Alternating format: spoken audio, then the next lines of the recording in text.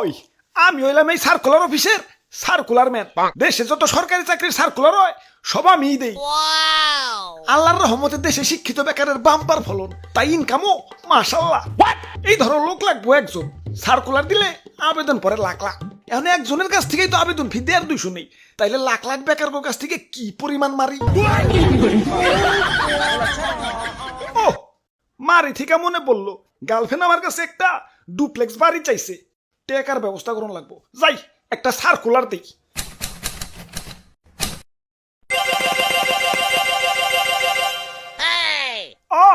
টেকাই টেকা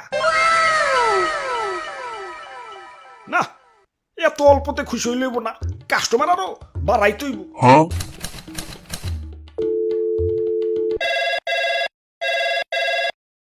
হ্যালো শিক্ষা বোর্ড, তোমরা প্রোডাকশন এত দুর্বল কে? শিক্ষার হার বাড়াও, পোলাবান গরো বেশি বেশি নাম্বার দিয়ে পাশ করিয়া বাজারে ছেড়ে দাও। পোলাবান পাশ না করলে চাকরিতে আবেদন করবো, আর আবেদন না করলে কি আমাকে ইনকাম হইব? গতবার 23% ফেল দিছো, এই 23% ফেল মানে কি জানো? 23% কাস্টমার হারানো। বাড়াও, পাশের হার বাড়াও। ইয়ে স্যার, সবাই রে পাশ দিলে তো পোলাপান শুধু নামে শিক্ষিত হইব, কাজে তো শিক্ষিত হইব না। কাজে তো শিক্ষিত বানান যাব না, নামে শিক্ষিত বানাই তৈব। কাজে শিক্ষিত হইলে তো ওরা ব্যবসা বাণিজ্য করে বড় বড় মিল ফ্যাক্টরি খাড়া করে ফেলাইবো। পরে ওরা নিজেরা তো জব অ্যাপ্লাই করবোই না, অন্যদের অ্যাপ্লাই করতে দিব না, নিজেরাই চাকরিতে নিয়ে নিব। তুমি দেখতাছি মি আমার ব্যবসা বন্ধ করবার খারাইছো। তোমার শিক্ষা বোর্ডে ভয়ছে কারা? পোলাপান গো এমন ভাবে শিক্ষিত বানাই তৈব যাতে ওরা সরকারি চাকরির আবেদনের যোগ্যতা ছাড়া আর কোনো কিছুর যোগ্যতা না থাকে। আমাদের এমন এমন গোল্ডেন কাস্টমার দরকার যারা কিনা 30-32 বছর বয়স পর্যন্ত নিরলস ভাবে জব অ্যাপ্লাই করে আমাদের উন্নয়ন ঘটাবে। স্যার, এমন গোল্ডেন কাস্টমার পাওয়া কি এত সম্ভব? সম্ভব, শুধু সরকারি চাকরির ব্র্যান্ড ভ্যালু বাড়াই তৈব।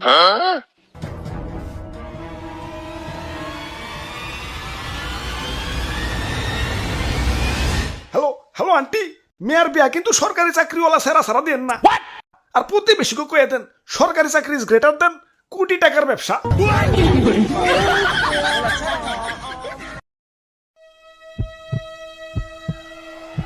আল্লাহ, যা করবার লাগছি সবই কইলাম বাদ দইয়ে। তুমি দেখো বেশি দুঃখ যাতে না পাই।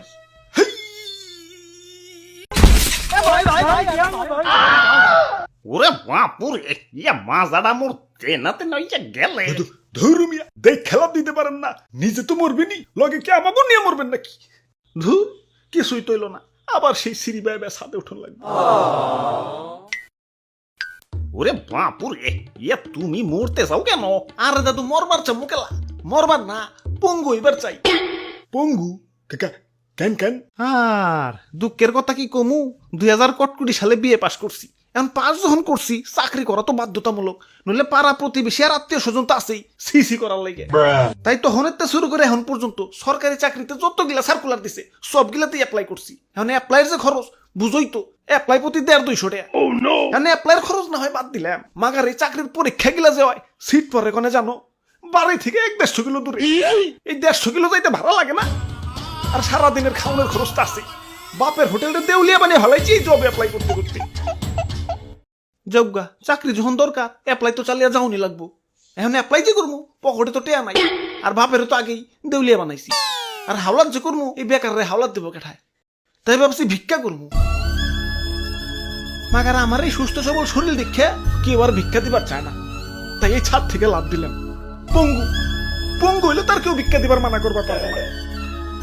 চাকরির আবেদন তো চালিয়ে যাওয়ান লাগবো।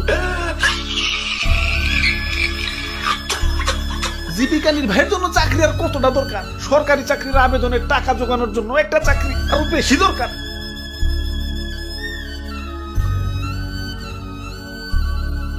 ওরে বাপুরে, এসব বাদ দেও। ইয়া তুই হার ছাত্র না হইলে ইয়া জব অ্যাপ্লাই করা বাদ দেও। আমিও বয়সকালে না বুঝা অনেক টিয়া ফুরাইছি।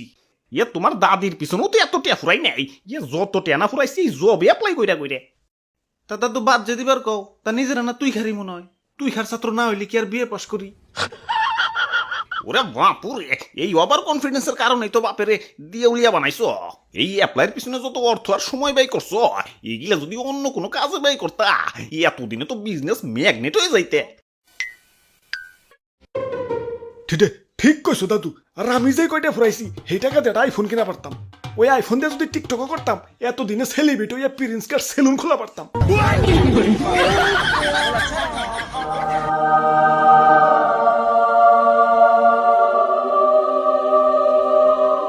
ওইছে আর কইতে হইব না, আমার চোখ খুলে গেছে, আর আবেদন করুন যাব না। তাইলে চলো সার্কুলার অফিসে, আজ পর্যন্ত যত আবেদন করছি সব টাকা ফেরত নিয়ে আহি। ঠিক কইছো দাদু, পরে তিনজনে মিলে এটা ব্যবসাদার করান যাইব। ওই সার্কুলার দিয়া তো ইনকাম ভালোই করতাছি, কিন্তু এতটা রাহুম কনে? ব্যাংকে রাহুম না, ব্যাংকে মনে হয় জায়গা হইব না। ওরে বাপুরে, আমগো টাকা আমগো ফেরত দেও। কিসের টাকা? এতদিন যে চাকরিতে আবেদন করছি ওই টাকা।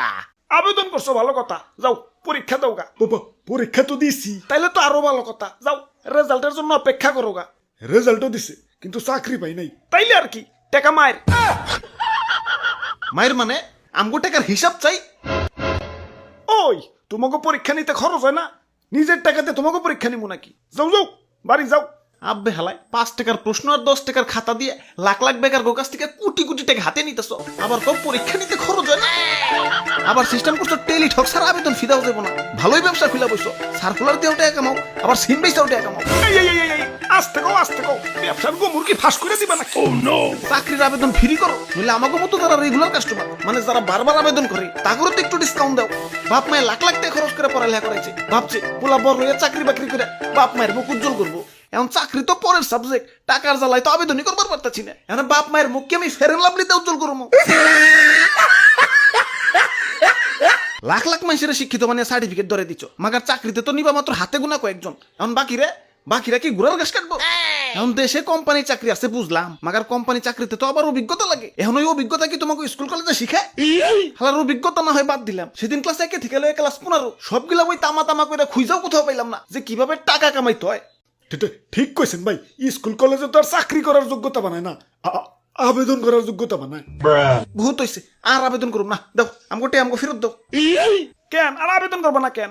দরকার বললে ব্যাংক লোন নেও, তোমার বয়স তো আছে, বাপ মায়ের মুখ উজ্জ্বল করার তো চান্স আছেই। 30 বছর পর্যন্ত জবে অ্যাপ্লাই করতে থাকো না, দেখোই না কি হয়। ওরে বাপুরে, ওই আশায় থাকতে থাকতেই তো আমি মুরব্বী হয়ে গেছি। জীবনে না পাইলাম চাকরি, না পাইলাম সুকরি। 30-এর পর গিয়ে কি আর বিয়ের শখ থাকে? ঠিক কইছো দাদু। ওই তোমাকে আবুল তাবুল কথা শোনার আমার টাইম নাই, তোমরা যাও, আমার বহুত কাম আছে। আমার আবার চাকরির আবেদনের বয়স বাড়িয়ে আমার ডেট ওভার কাস্টমারকে আবার বেকান্ত হইব। তোমাকে মতো বেকার হয়ে থাকলে হইব না, ইনকাম বাড়াইতে হইব। চাকরির আবেদনের বয়স বাড়িয়ে আমার ডেট ওভার কাস্টমারকে আবার বেকান্ত হইব। ওরে বাপুরে, আমারে 2টা ভিক্ষা দেও। আরে দাদু এটা কি করলা বাবা, পাও বাংলাকে। ইয়া শুনো নাই নাকি চাকরিতে আবার বয়স বাড়াইতেছে? কথা না কইয়া ইয়া ভিক্ষা দেও, আমার আবার আবেদন করুন লাগবো।